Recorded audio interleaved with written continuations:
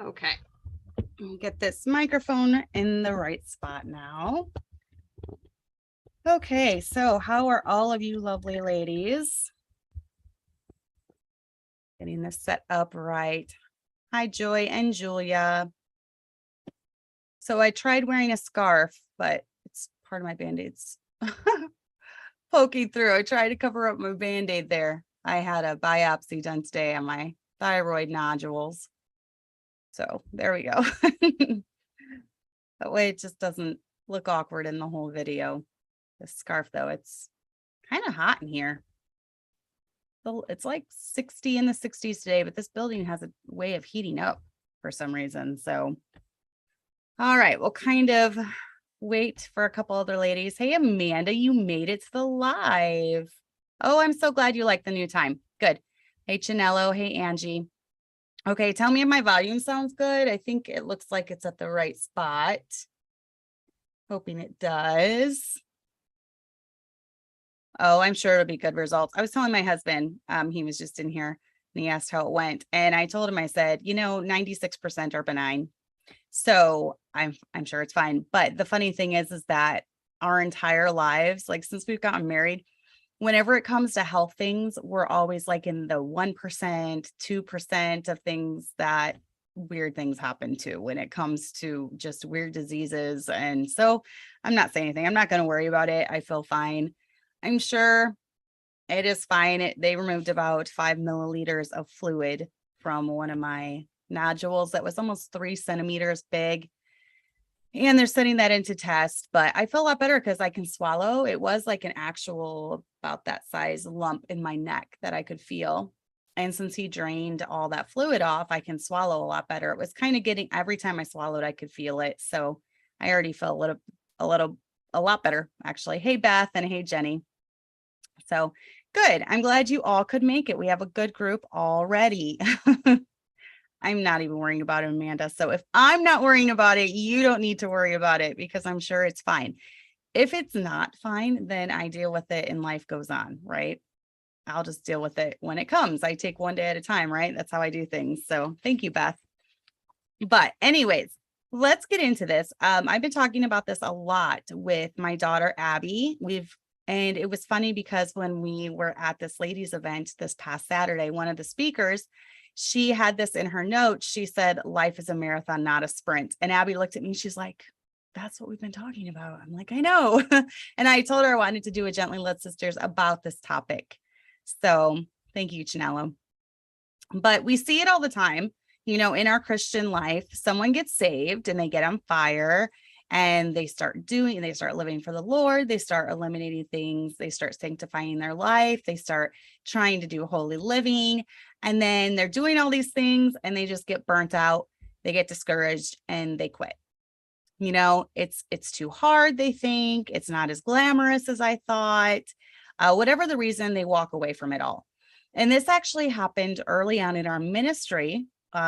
Like most of you know, we are church planners. So we started with just our family when we started our church. Well, two of the very first people that got saved, they got on fire right away. Like they were at every service. They were some of our, most regular people, and they just started living for the Lord. But then it was almost like, I really think the devil targets new believers. And it's almost as if some people get saved who have a lot of problems, because a lot of us have problems in our life, right? They get saved and they have all these problems and they think that by being saved, their problems are magically going to disappear.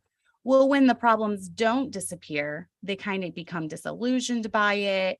and they give up and they don't want to try anymore. And that's kind of what happened with this couple. And it's still sad every time I think about it, because it ended up, I mean, this, we're green behind the ears, this whole running a church. My husband had been an assistant pastor for a long time, but never a full-time, never the head pastor. And so we're learning as we go. And I'm sure things could have ended differently, but they kind of both just went crazy. Crazy as in really erratic, crazy phone calls to both my husband and I, crazy texts, different things like that. And I really think part of it was just the devil fighting them and getting in their minds and, trying to discourage them. And so we see that happening a lot in the Christian walk. And I've noticed some things over the years since I've been saved, and I wanted to give some tips on staying in the race of this Christian life. One of my favorite passages is some that Paul wrote. He said, I press toward the mark for the prize of the high calling of God in Christ Jesus. And then I like what he said in 1 Corinthians 9, know ye not that they which run in a race run all, but one receiveth the prize. So run that ye may obtain. And every man that striveth for the mastery is temperate in all things. I like that word temperate. I think of balanced. When I think of temperate, you're not extreme. You're not too far to the right or too far to the left. You just have balance in your life. Now they do it to obtain a corruptible crown, but we an incorruptible. I therefore so run, not as uncertainly, so fight I not as one that beateth the air. But I keep under my body and bring it into subjection, lest that by any means, when I have preached to others, I myself should be a castaway. And then, I really like verse 24, though, the first one, knowing not that they which run in a race run all, but one receiveth the prize. So run that ye may obtain. So he likens this life to a race. Makes me think that Paul was physically fit in some ways, because he does talk about it a lot. And then 2 Timothy chapter 4, verse 7, I have fought a good fight. I have finished my course. I have kept the faith. Henceforth, there is laid up for me a crown of righteousness, which the Lord, the righteous judge, shall give me at that day, and not to me only, but unto all them also that love his appearing. And I like how he referenced the Christian life being a race, because that's kind of how I think of it in my head. I think of this life that we're living as a race, as one that we have to stay in the race. We have to, it's oftentimes been likened to a fight. We've got to stay in the fight. We don't want to give up. We don't want to quit. So, in the same way that you pace yourself in a race, you pace yourself in your Christian walk as well. So this past weekend, we just had the pumpkin dash. And if you follow my husband on Facebook, you notice that he posted about it. Now, the pumpkin dash is a really fun event that they have every year. I don't think they had it for 2 years due to COVID. And then I feel like we've missed 2 years. I'm not quite sure. I know 1 year they canceled it for sure. But my girls were really excited to go. Allie was excited because this was going to be her last race, because she's a 12-year-old. And for the 12-year-olds, they run a long distance. I'm not sure. I feel like it's almost a mile. If anyone was there, you can write it down in the chat what the 12-year-olds do. But it's a long distance that they run. And for each age, the distance gets longer and longer and longer. So my husband told them at the beginning, he said, now, what you're going to need to have endurance. This is more about endurance than speed. You don't want to go out, get at the line and then just take off and give it your all, because you're going to get really tired and then people are going to pass you. So it was kind of neat in Lana's race, because she was behind almost the entire race until the very, very last, maybe 500 feet or so, 500, 1,000 feet. There was a girl in front of her, and Lana had been behind her the entire race. And it was quite a long distance for an 8-year-old. And then right at the end, Lana passed her. And as soon as Lana passed her, the girl stopped running. She just started walking. She's like, she gave up. She's like, oh, well, I lost, whatever. So she started walking. But it's just kind of neat to hear my husband on the video being like, come on, Lana, she's slowing down. Go, Lana, and encouraging her. And then when she won, Allie, you can hear Allie in the background. She was like going crazy, yelling for her and screaming for her. And I'm going to plug in my fan again, because I'm getting really hot. So I thought that was really neat, just seeing how her sister encouraged her, and, just seeing that because Lana didn't give up and she kept running that race, just seeing that she was able to overtake the girl and then actually take first place. So, and I kind of like that with, I liken that to the Christian walk, because so many, they start out so gung-ho and they're just like eliminating sin out of their life, which eliminating sin is good. Having standards is good. Having holy living is good. But I feel like so many Christians, they're so on fire for the Lord, they set unattainable standards in their life. And then when they fail to reach those standards, that's when they get discouraged and they quit and they flop out. So I've seen it so many times. I can give you countless examples of what I've seen it. So in my own life, I've tried to be very moderate. I try to only have a certain standard or belief or conviction because I know it's grounded on the word of God. I don't have one because my favorite preacher does. Maybe it doesn't work for my family, and maybe I think it's a little over the top. So I'm not going to incorporate that in my life. And I want to be able to tell my kids from the Bible, this is why we do the things that we do, not have like a checklist of 500 million rules that I want them to follow and then have no Bible to back it up. So I've tried to be very careful about being over the top when it comes to things like that. So let's talk a little bit about, or just different areas that we can be moderate in or temperate in. And our Christian walk would definitely be one of those. Thanks, Beth. And then Allie also won her race, and she decided to have a steady pace the whole time. She's got long legs and very fast. So Julia says she thinks it was 600 meters. Is that it? Half a mile. It was a long distance for a kid to run. So they really had to learn to pace themselves and just not go crazy, out of the gate. So they both got first place in their races. So they were pretty happy about that. But when it comes to my life with standards, and I'm going to throw this disclaimer out there too, what works for me might not work for you. I'm just giving you some tips about, how to have a balanced life so that you don't burn out, so that you don't get discouraged, so that you don't just throw in the towel and say, this is stupid, it doesn't work for me. I really want everyone who watches my channel to still be living the Christian life 20 years from now, 30 years from now, 40 years from now. Sustainability is what you want. That's what we're shooting for in the Christian walk. So with standards in my own life, have attainable ones. What do I mean by that? So let's say that when you get saved and you decide that you want to start dressing like a lady. So you decide that you're going to throw out all your pants, which I think is a good thing, because it's becoming less and less common, or it's becoming, what is the word I'm looking for? It's becoming more and more common for even Christians to dress like the world, Christian ladies to dress like the world.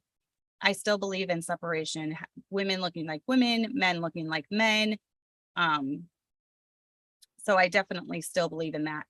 And so you decide that you're going to throw out some pants. Well, that's not good enough. Just a skirt isn't good enough. Okay. So you also decide that you're going to throw out anything that maybe people talk about on TikTok. So that means all the makeup tutorials, you think they're evil, they're wicked, no makeup. You think that jewelry is evil and wicked, no jewelry. You think that below the knee isn't good enough, so you're going to have a skirt to your ankles. Below the knee isn't modest enough, you want to go to the ankles.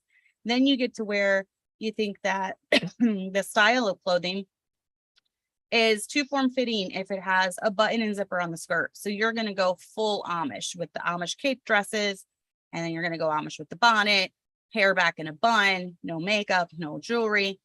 So that's what I'm talking about over at the top standards. Have something that is attainable.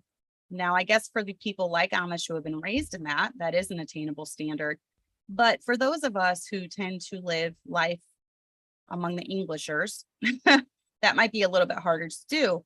You can't just go to the thrift store and buy an Amish dress most of the time. You have to have it handmade, or you have to order it off Etsy, or it just makes your life a whole lot more difficult.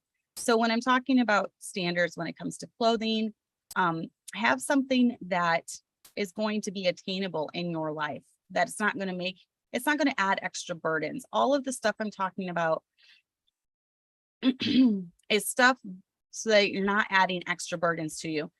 being a Christian sometimes is a difficult thing, and the fact that we are set apart from the world. There are already going to be some things that as a Christian we shouldn't do, things that the Bible strictly forbids or prohibits, like drinking. I believe even treating our bodies like the temple of God, which would eliminate drug use, marijuana, mind-altering drugs, cigarettes. I believe in keeping all of those out of our life, just because, our body is the temple of God, and we should be treating it as such. And you could even go a step further and then eliminate even things that might be toxic for you, and that's everyone's standard is different in your life, and you have to figure out what that is when it comes to food. But even when it comes to standards with food, be careful declaring everyone who doesn't eat all organic sinful, because they're not taking care of the temple of God, because there might be a time in your life where you can't afford all organic, and that brings me to my next point. Be very careful about running your mouth about things, because a lot of times when people run their mouth about things, then pride sets in and they get stubborn and they don't want to change. So be careful, casting everyone under the bus who isn't just like you, even when it comes to dress standards. I don't want anyone ever to walk into our church and feel like they could never come there, even if they don't dress exactly like we do. Everyone is at a different level of walk in their spiritual life. And I would rather have the Holy Spirit convict them of that than my judgmental attitude or the looks on my face or something. So I always try to be really careful about that. I don't ever want to have that spirit in our church, that very over judgmental spirit when it comes to different things. So 1/3 of a mile. Thanks, Julia.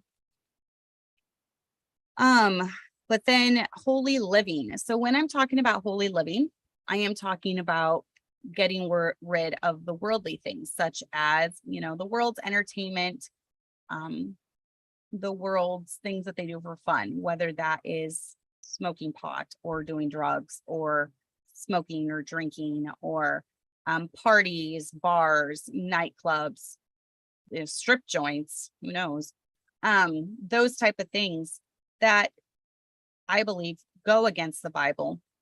Now, this is where the whole area of judgmental and all that comes into play too, because a lot of times when people get saved out of that, it takes them a little bit of time.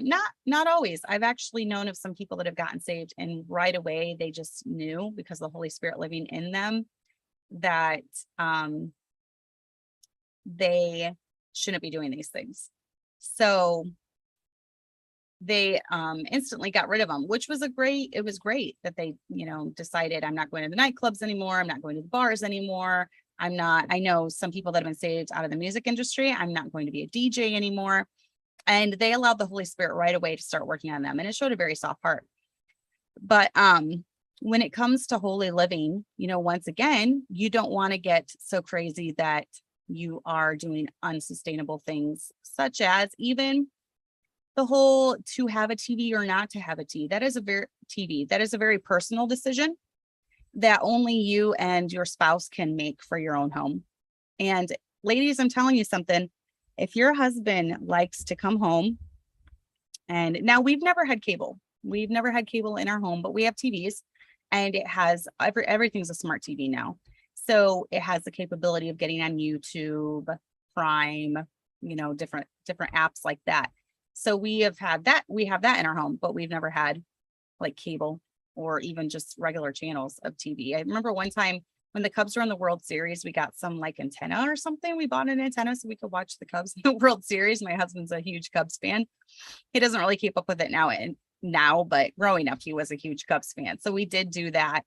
But, when it comes to having a TV or not having a TV, that's only a decision that you and your husband can make. And I would be careful in being very judgmental of people that have decided that it's okay to have that in their home.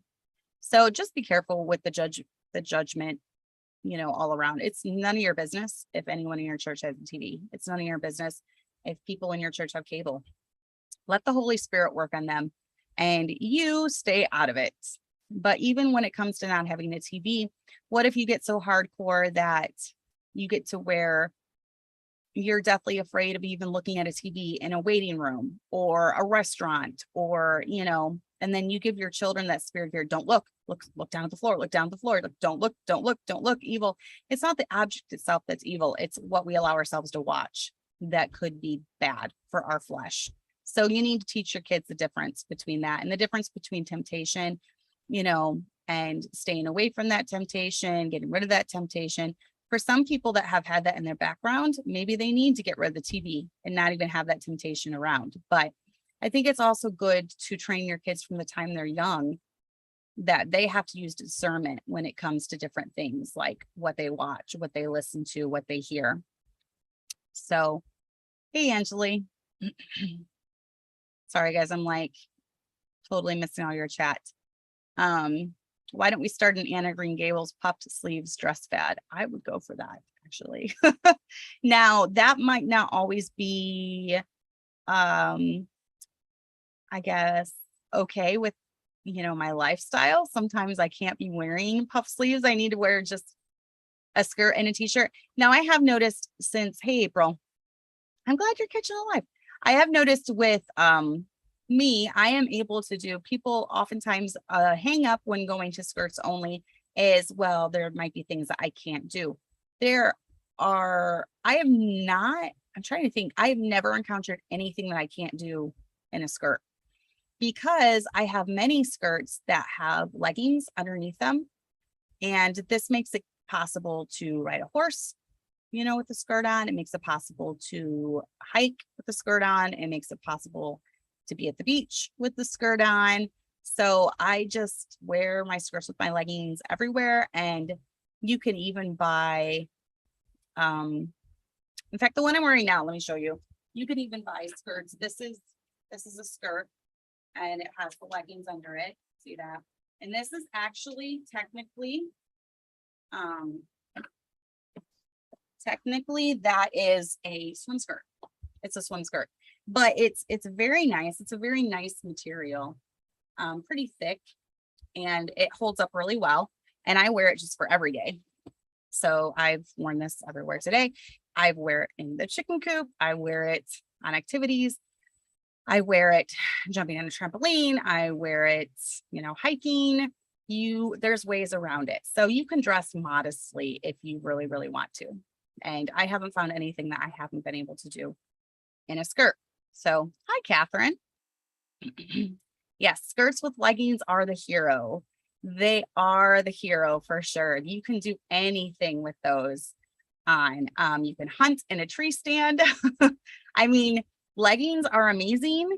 I always say, leggings are they're an innerwear. So you wear them under a skirt. I don't wear them for outerwear, but they are necessary for when you live, Amanda, in Canada in cold winters, and for Illinoisans, it's very necessary. So, at the end of the season, I get my girls, lots of leggings, and then like a jean skirt or something, you can rotate it and do that. So just remember, with the Christian walk, it's consistency that runs the race.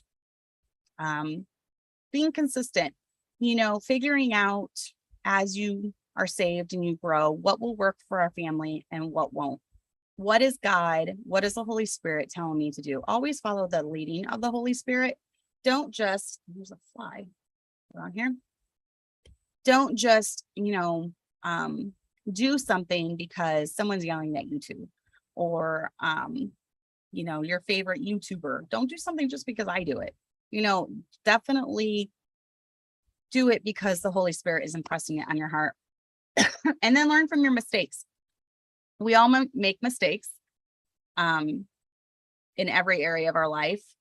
And when I was younger, I tended to be a lot more judgmental. I feel like when you're younger, like 17, 18, early 20s, I was a lot more judgmental than I am now. I feel like the older I get, the less judgmental I get, because there are so many different stories and different backgrounds and different struggles that people have to overcome that you know nothing about. So because of that, the older I get, I tend to show more grace towards others as well. Maybe they lashed out because they had a bad day.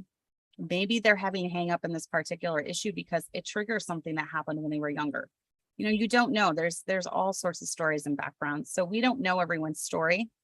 We don't know everyone's hang up. So we need to try to show a little grace when it comes to that.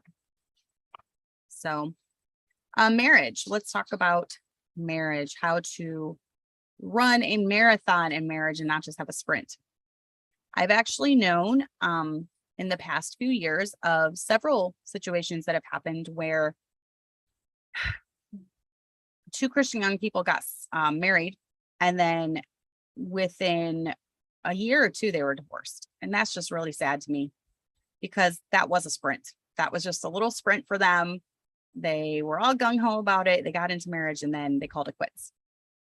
So how are you on a day-to-day basis? We're all going to have bad days, but how do you on a day-to-day basis treat your spouse? Are you always grouchy?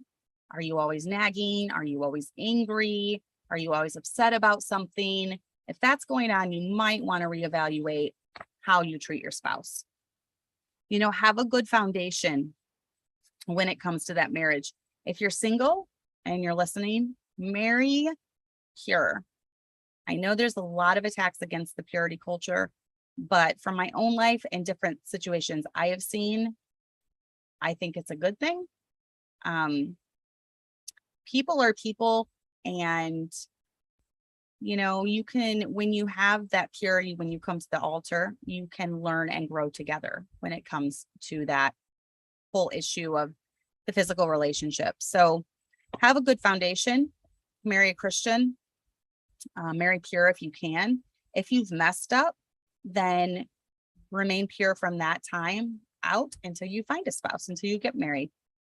Maybe if you have that background, you'll have to do more things like chaperone dating and never being alone and never putting yourself into temptation's way. You know yourself more than anyone. So if you struggle in that.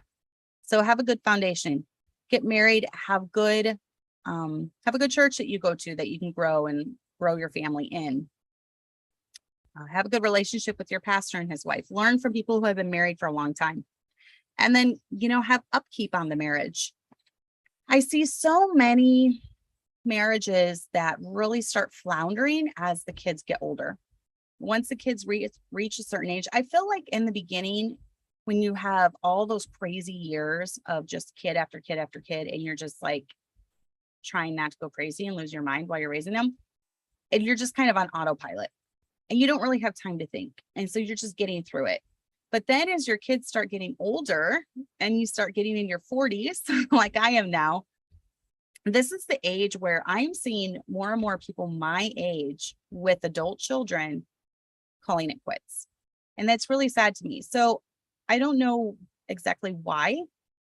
I'm wondering if maybe they kind of just were focusing so much on the kids that they lost the whole foundation of friendship and companionship, and then their marriage just went downhill. A lot of times it's because of infidelity. When your kids get older, you kind of have more time to do things that you like. And a lot of people get into different hobbies and then they meet someone else, and you have to be careful of that too. So remember that your relationship with your spouse is the most important relationship on the earth. Besides your relationship, I'm talking human relationship. Besides your relationship with the Lord, the relationship with your spouse is the most important this side of heaven. So just remember that they're your friend. You need to work on that. But don't forget the romance side too, because you and your husband are supposed to be only for each other. So you're providing something for each other that no one else can provide. So don't forget about that part of marriage. Definitely keep up with that. And then remember that words matter. Yes, we do need to put marriage before children, because your children will grow up and go away. And if you have not taken care of your marriage, then you're going to be in a bad spot when that happens. And I actually, like I said, I see a lot of marriages disintegrate around that age. So keep that in mind.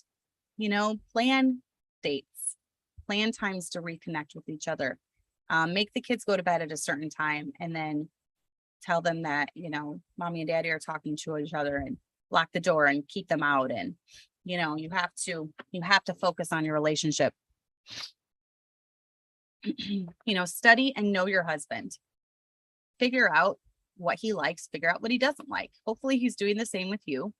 But as wives, it's kind of our job to know our husbands. I can pretty much go into any restaurant and look at the menu and order exactly what my husband would like.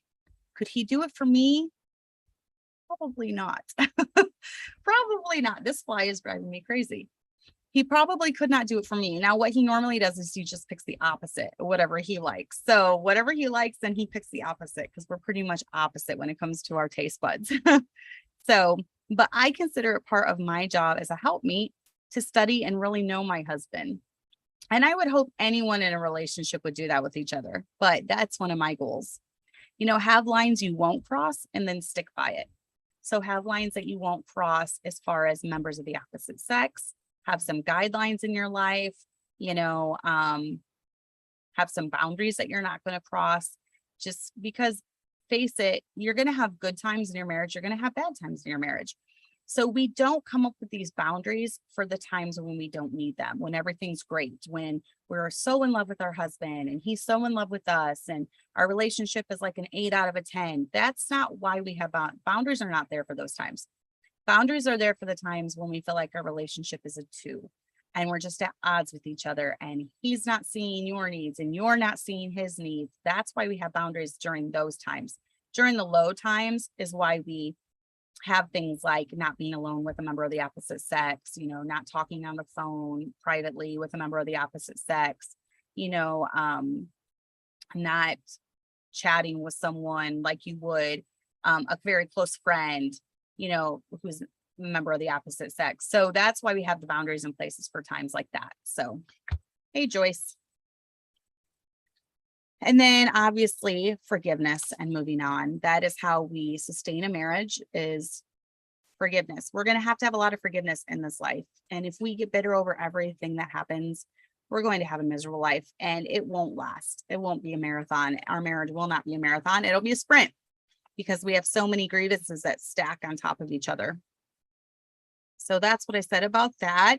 Now let's talk about child rearing. How can we have my voice is so scratchy today. How can we be sustainable? How can we have this child rearing thing be sustainable as we raise kids?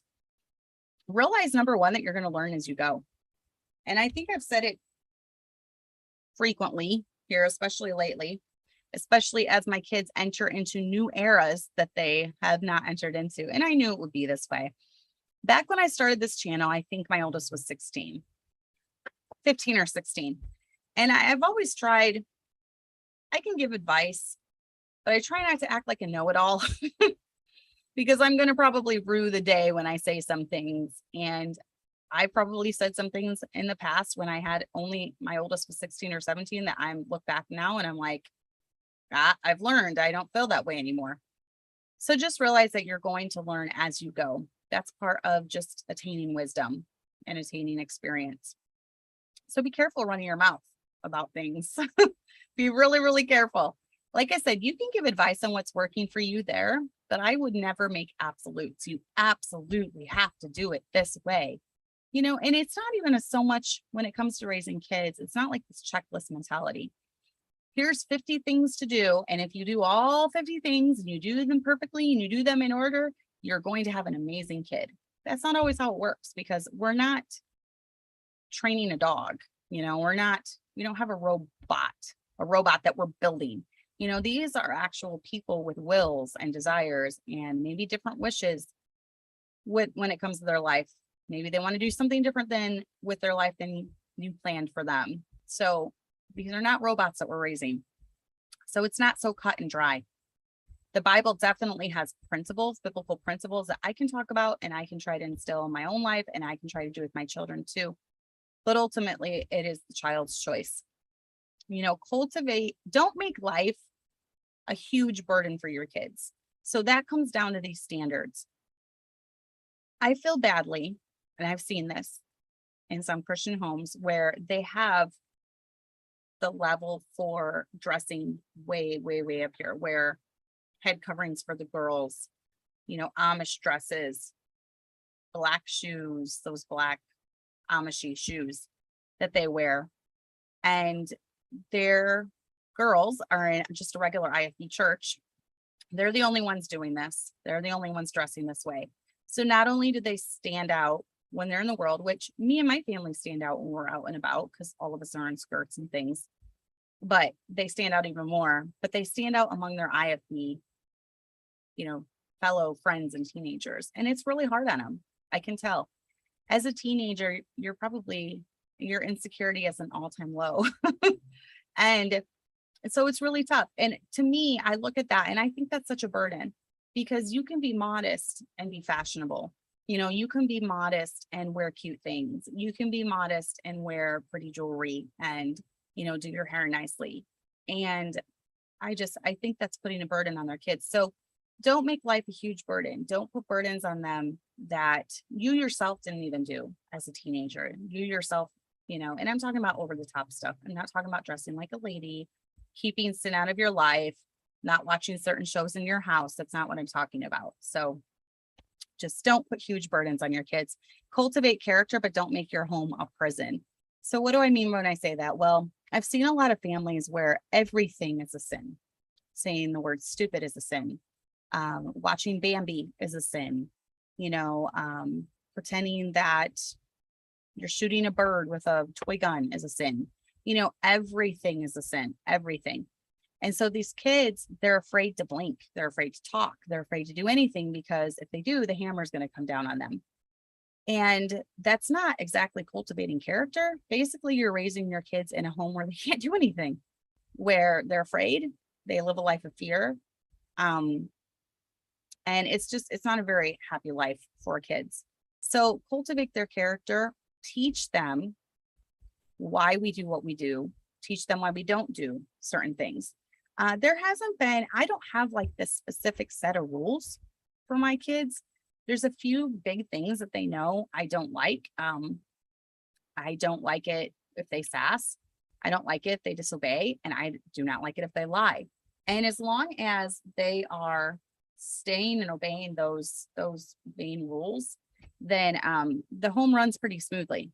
So you don't have to have a huge list of rules that you're going down with your kids every single day. You don't want them to feel like their home is a prison, and as soon as they turn 18, they're out of there. I've seen a lot of homes that keep every single temptation that you could possibly face out of the home. No TV, no TV shows ever, no worldly entertainment. They dress like the Amish, no access to Wi-Fi, no access to phones. They keep all of that out. But yet when their child turns 18, in fact, I knew of a home that was like that. No one would know who these people are, but I knew of a home that was like that. I was watching from afar. And as soon as one of their oldest daughters turned 18, she was into the world and she eventually became a lesbian, I believe. So it just goes to show that you can shield your kids from every temptation in the world and still raise rebellious kids, still raise kids that want out of there. So admit your mistakes. We often take we often take credit for the good things, but do we ever step back and take a look at our kids' weaknesses, acknowledge our shortcomings? I actually had a friend that said this past weekend, and I thought it was so good because it really made me stop and think. She said,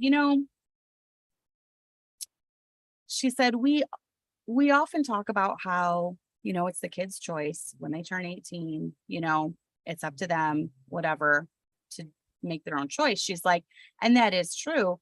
But I think often we fall back on that. She said, because look at when our kids do good things. When our kids do good things, oh, well, I must have raised him right. We kind of take the credit for that. And when our kids do bad things, we don't say, oh, I could have done better in this area. And I did see the red flags, but I didn't fix it.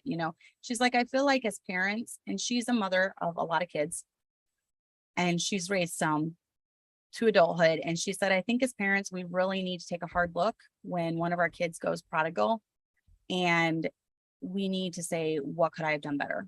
And I think that's good because we all are human and we all make mistakes. So I think it's good to just really self-evaluate. if we have kids that are really struggling in some area. And, what could I as the parent have done?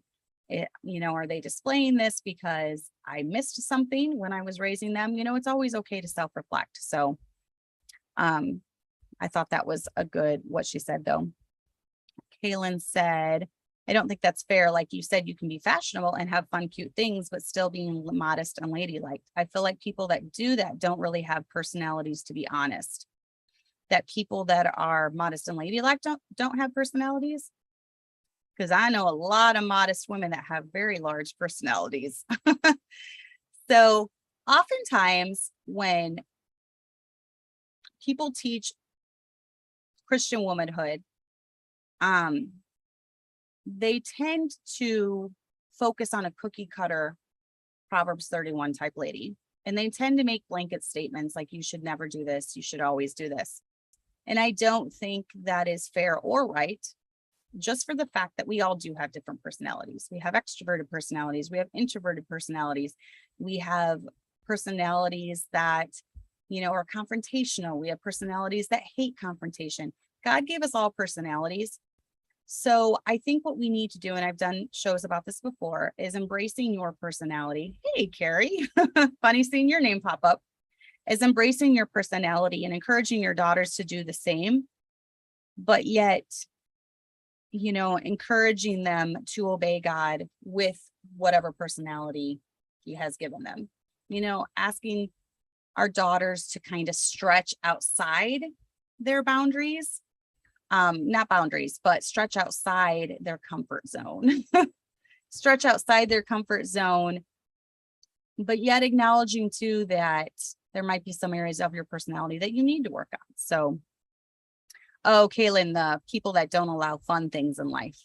Yes, I understand. And that's where I think the whole part comes in, the over the top part, where they feel or they think that being a Christian is a deadpan personality, or a Christian's not allowed to have fun, or a Christian has to be serious all the time, and I think that's faulty thinking as well. So, but let's see. So yeah, be careful running your mouth about all the things you're doing right with your kids, because you might be eating crow someday. Have expectations for your kids, but not unrealistic ones. When I think of this, I think of tiger moms. If you've ever studied about tiger moms, they kind of have some unrealistic expectations. They're very harsh when their kids don't meet those expectations. So I'm all for expectations, but I'm not for unrealistic ones where your kids are going to be miserable. So just watch for that. Offer advice when needed when it comes to child rearing, but don't if it's not welcome. You can kind of tell with people. Sometimes moms just need to vent. And I am a fixer. I like to fix problems. I am more analytical in nature. So if someone comes to me with a problem, I have had to learn over the last years just to not offer advice. Sometimes they just want to vent. Sometimes they just had a bad day and they just need to vent to me, and I just need to be sympathetic. So that is something that I've had to learn, because in my nature, my personality, I just want to fix their problems. And sometimes us as women, we don't want our problems fixed. We just need a listening ear. So, let's see.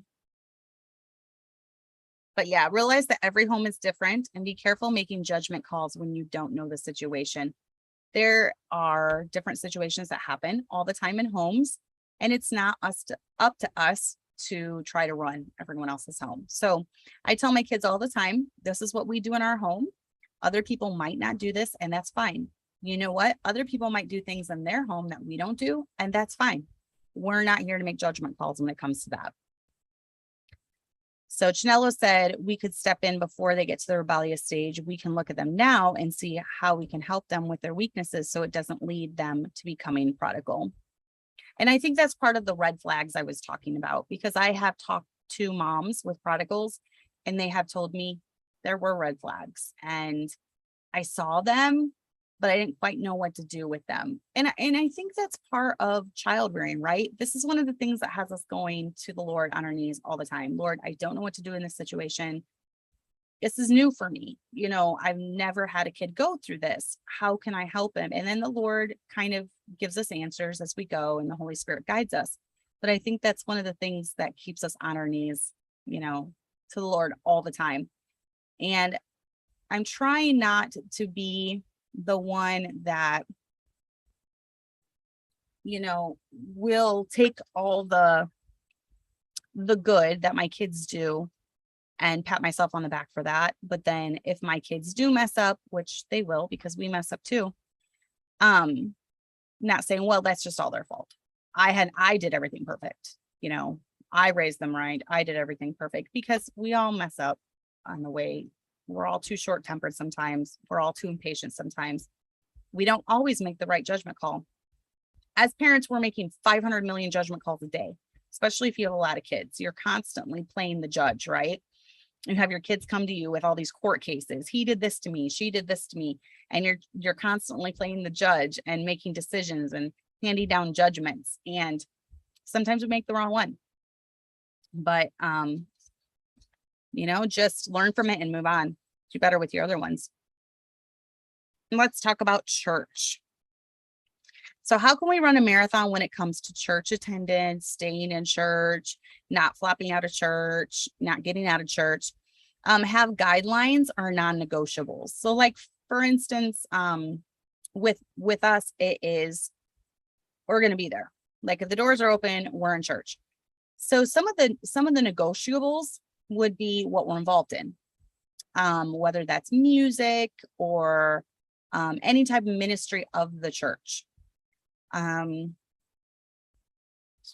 know for some women, their non-negotiable is soul winning. They're going to go soul winning. So for me, that is a negotiable right now at this time of my life. And because I have babies. So when you're having babies, that's going to be a negotiable, I feel. And I do not feel guilt in any way, because of the fact that with us as moms watching the babies, it allows our husbands to be able to go out. It allows our older children to be able to go out. So I don't feel any guilt at all. I do like the once a month soul winning things that I'm able to go to with my husband because I usually go with him so we can take both babies. He's got a baby, I got a baby, and then I can handle him if, while he's the talker or whatever. But there are going to be certain seasons of your life where maybe soul winning is a negotiable. For me, attendance has never been a negotiable. Attendance has always been a non-negotiable, even when I had babies, even if I was in the mother baby room with them, the nursery with them, whatever I went. I just want to get that into the habit. I want to get that in their mind that that's what we do. And then pace yourself. So don't get involved in every aspect of the ministry if you're going to get burned out. And I see a lot of new Christians do this. Christians, they get saved and they're like, I'm going to be involved in the bus ministry. I'm going to be involved in the soul winning ministry. I'm going to be involved in the choir. And I'm going to get in the rotation for piano. And I'm going to teach a Sunday school class. And I'm going to do this and I'm going to do that. And then it's like a crazy life because they're just constantly here, there, and everywhere. And then after 2 months, they're like, this is horrible. I am stressed out from this. I can't keep this up. This is not sustainable. I'm done. And they quit. So try not to be that way. Try to pace yourself. The church is a body. We all have our part. Don't try to be every single part of the body, which when we started the church, I felt like we were. I was just talking to a pastor's wife friend about this today. We did everything. It was my husband leading singing. I was at the piano, and then I would run from there to a Sunday school class. And then I would get done with that. And I would be in the nursery, and then I would be singing a special, and then I would be running back to the piano. And then it was awful. And it was a time in my life where we had to do that because we were the only ones helping. So we had to just muddle through, and we did, but it's not something I would like to repeat. So just remember that the church is a body. We all have our part, and don't try to be every single part. Don't try to be involved in every single aspect of the ministry. If someone else has a ministry, don't try to take that over from them. It can cause a lot of hurt feelings a lot of times. But if you are over a ministry and you see someone in the church maybe that isn't doing what you think they should do, it's not your job to point that out, because I've noticed when people feel pressured into being part of a ministry, it gets to be a burden on them. They feel like I'm just being bullied into this, or I'm just being pressured into this. I don't even want to be doing this. So you don't want to be the one that's putting guilt on other people for not doing something. People work at their own pace. Let them be involved in what they want to be involved in. You be involved in what you want to be involved in. And that's that. Remember that church is a place of service. Sundays have never been a day off for us. Sundays have always been a day of service. It's not the time to kick back our feet and relax. It's the time to serve the Lord. So I've tried to instill that in my kids. Sundays are a day of service. They've probably heard that 50 million times. Sundays are a day of service. So, oh, thank you, Beth. She said that was awesome seeing your older children helping with the evening service yesterday. Yeah, Abby was on piano, Jason was song lady. And then we sang a family special. Enjoyed your family special singing. Thanks. And then Shella said, I know many moms might feel judged in quotations, if someone else pointed out red flags to them.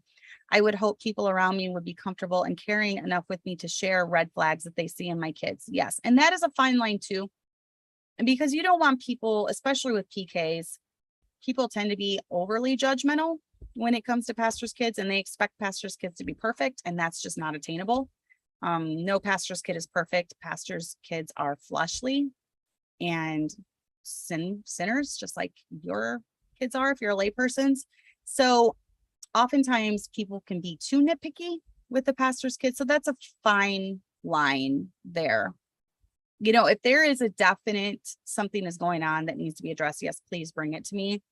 But don't expect my kids to be perfect when even yours aren't perfect. So there is a line there as well. So, oh yeah, thanks. KJV, that's kind of what makes church a little difficult for me right now, is that every single one of my kids are involved in instruments, as am I. And the babies, it's a free for all sometimes with them. And we don't have a regular nursery rotation where we have nursery workers. So I'm very, very flustered a lot on Sunday mornings, especially when we have a choir special, because I'm running around trying to find someone to watch the babies. So yeah, that can be a little hairy. I'm looking forward to Kelly's better. She'll sit there. Hannah, though, in about a year, it'll be a little easier. But right now it's a very flustering. I get very flustered when I'm trying to find someone to watch the babies sometimes. So if you ever see the live stream and Hannah is sitting while I'm playing the flute, I play the flute here and she's sitting right here and she's watching my phone, don't judge me, because that's about the only way sometimes I can get her to sit still and not be running up to the pulpit during the whole service. So when I'm playing music, it's really, really tough. But don't be a welfare case, pull your weight. So what I'm talking about this is, don't show up just for all the fun events and the events that the church is paying for. And, you're a non-tither, but yeah, I'm going to go to this event because there's going to be free pizza, and I'm not saying that you have to tithe to come to our church. I'm just saying, don't just show up for the fun free events and then not come for the day in and the day out stuff. The service where there's no fun stuff going on, the soul winning time when there's no fun stuff going on, you're just out walking, knocking doors, giving people the gospel, pull your weight. So do your thing and don't worry about the other parts of the body. Should went around, be an encouragement, not a drain. Make it your goal to come to church to be a blessing to someone else. And that is why we assemble. Forsake not the assembling of yourselves together, as the manner of some is. And that's, and we do it to exhort one another and to edify one another. Remember that it's the ins and outs of church that help raise good kids. They need consistency. So my advice to anyone who's having children is find a church and grow your kids there. Raise your kids there in that same church. They need consistency. Relationships take a long time to develop. So if your child has a friend of 5 years and then you uproot them and move them somewhere else where they don't know anybody, it's going to take another 4 or 5 years to have good relationships there too, deep relationships. So, and then when it comes to church, if you need to take a break from the ministry, from the different extra stuff that you do, such as music, I don't know, anything that you help out with, cleaning, I don't know. There's so many things you can help out in the church. But if you need to take a break, but don't take a break from the assembling together. Try to always assemble, even if you just have to take a step back and just assemble. That's it. You showed up, and that is a huge feat for you. And it is. With little kids, it's a huge feat to show up for church. Believe me, I remember. It takes a lot of work. If you feel like you're constantly getting your kids ready, it's a lot of work. But the Bible does command us to forsake not the assembling. So that is priority with us. There have been seasons in my life where I haven't been able to be involved in music as much. Now I kind of had to be in the beginning parts because I was the only one here doing it. But as we get more and more and more musicians, I can take a step back more if I need to. As we get more piano players, I don't have to play every service. And last night I didn't play my flute or piano. Oftentimes on Sunday nights, I'm just wrangling the babies. So there will be times when you have to take a step back, but don't ever take a step back from assembling. Many families I've heard over the years, they said, we're going to take a break from church, and they never get back in. Look at all the people that took a break when COVID hit, and they've never gotten back in. So it becomes, once you're out of church a few weeks, it becomes an established habit. So it's really hard to get back in. And there will be different seasons where you can't do anything. You can't even come, like when you've had a baby, when you're sick, when you've had surgery, and that's totally fine. But if you're physically able to, try not to forsake the assembling. And then learn to say no and set boundaries. There's going to be times where, can we do this? Can we do that? But they want you to head it up. No, you just have to learn to say no. I can't do that right now. I have too much on my plate. That is an extracurricular church activity. Can't do it. So there will be times you have to say no. And then quickly, I'm going to go over, I had some notes in here about school. I'm just quickly going to go over because I'm out of time. How do you run this marathon when it comes to homeschooling kids for years and years and years and years? Well, for me, pick a sustainable curriculum. For what works best for my family, that seems to be ACE. The math is working really well this year with the teaching textbooks online.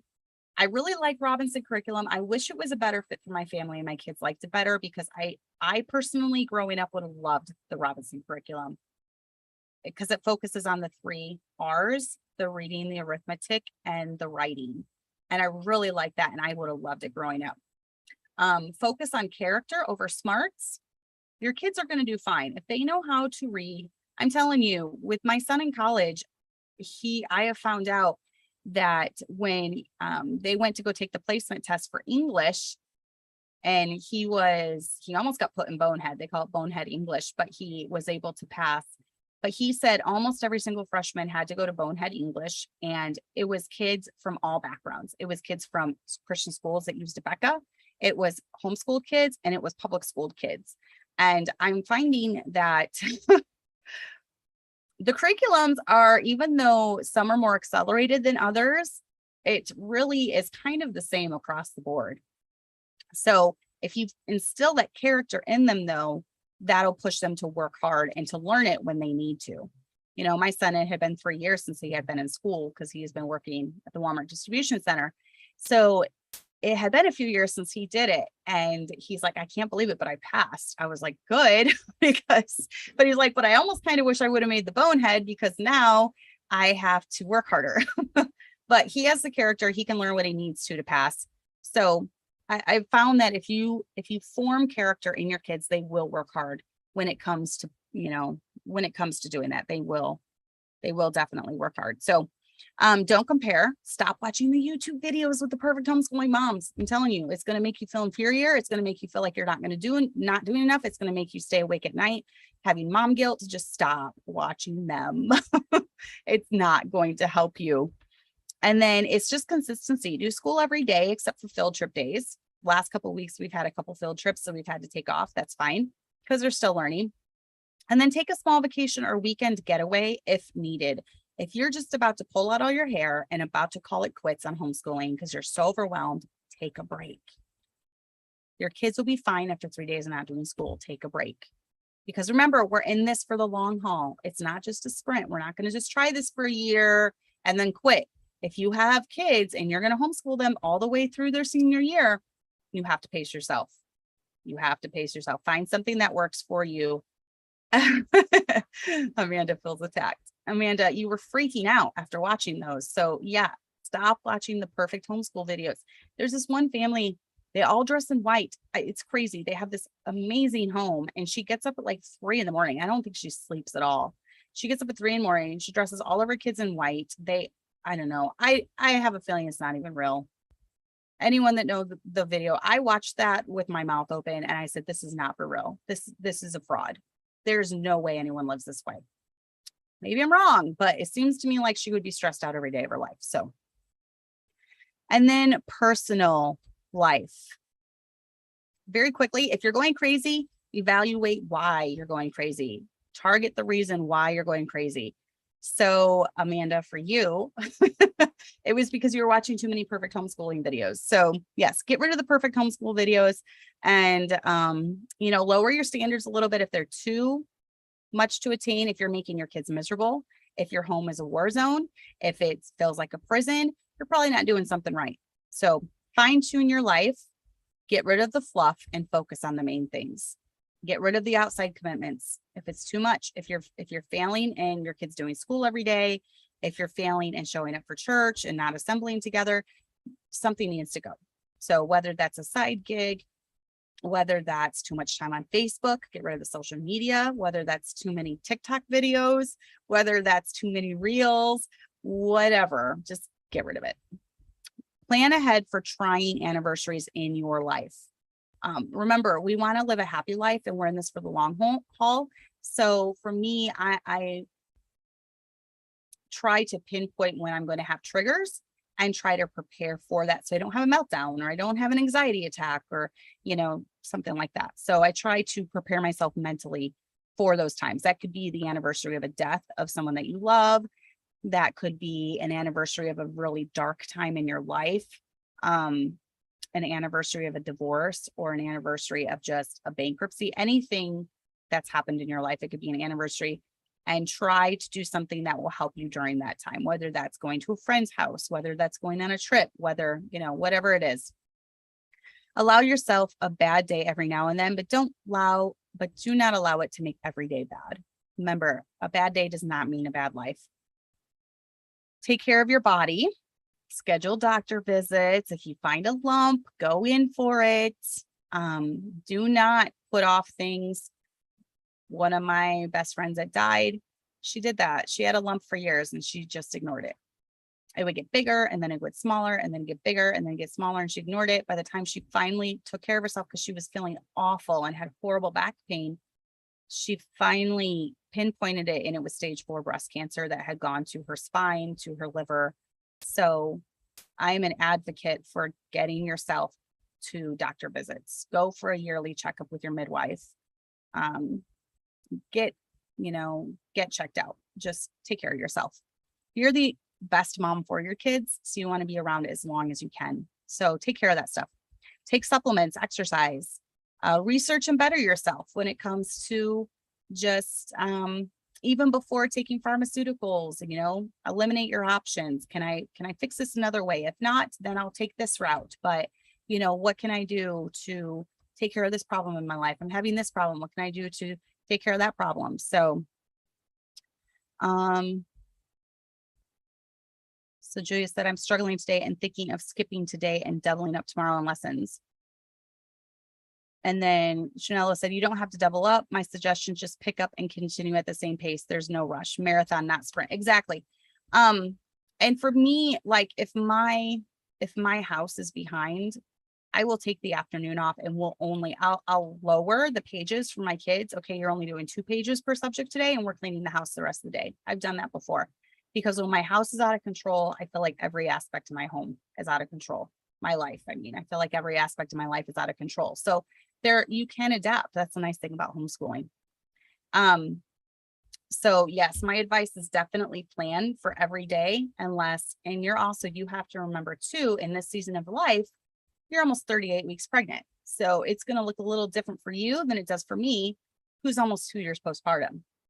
I have almost a 2-year-old. So different seasons are going to be different. And that was another thing I skipped. Do not compare yourself to other people. Don't compare yourself to other homes. I can give you tips, but don't try to live my life.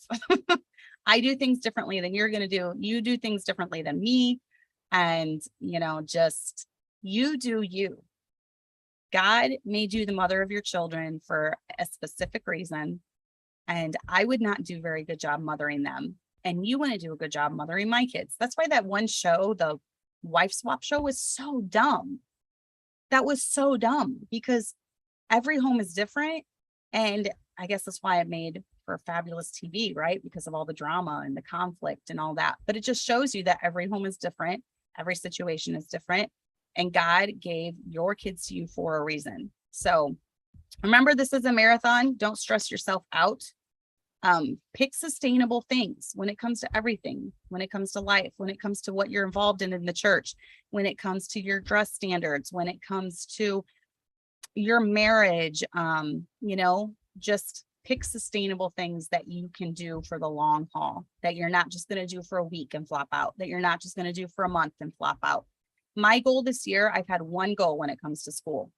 That is every Monday, I'm going to grade the tests, record the grades, and do the lesson plans.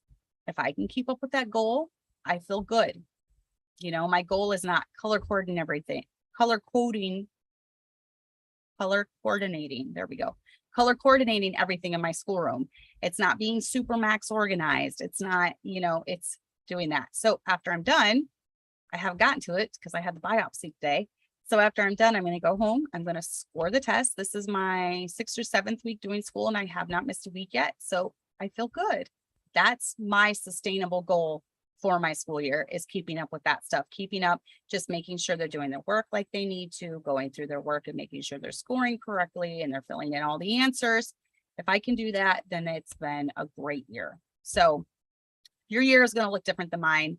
I'm in a different season than you. I have older kids. So some of you have all littles, so your school year is going to look different. Your goal is going to be different than my goal, and that's totally fine. So I'm just here to encourage you and to say you're doing a great job and keep it up. And, just remember that we want to finish well. We all want to finish well. We don't want to go 30, 40 years and then 5 years before we go to meet our Savior, flop out and quit and say, I'm done. Had enough of the Christian walk. I've had enough of church. I've had enough of holy living. I'm done. We want to go all the way to the end, but we want to make it sustainable. Don't be over the top. Don't be over the top in any area of life. Be balanced. So that is it for today, ladies. Going to try to have a guest on here in the next, I don't know, I'll try to get one. So leave comments who you would like to see again on the show. I will definitely try to get them on if they're available on this new time. So I hope you all have a great week. Jenny, I'm glad that you are done with that hurricane. I'm glad Florida, 5 days. That is really tough. Okay, so Mrs. Funk, this time of your life right now, getting caught up, you're probably going to have to put some things on the side, and that is totally fine. Do what is sustainable now. Get caught up and try not to feel bad about the rest. So you just went through a hurricane in 5 days without power. That's pretty big. So I'm glad everyone is safe. I know there are a lot of people went through it, and I was praying for all of you during that hurricane.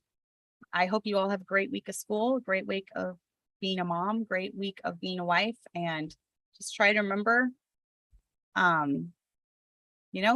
is a marathon, not a sprint. So live sustainable lives with balance. So that is what I promote on the show. I also promote encouraging all of you. So I hope you have a great week, and we will see you next week.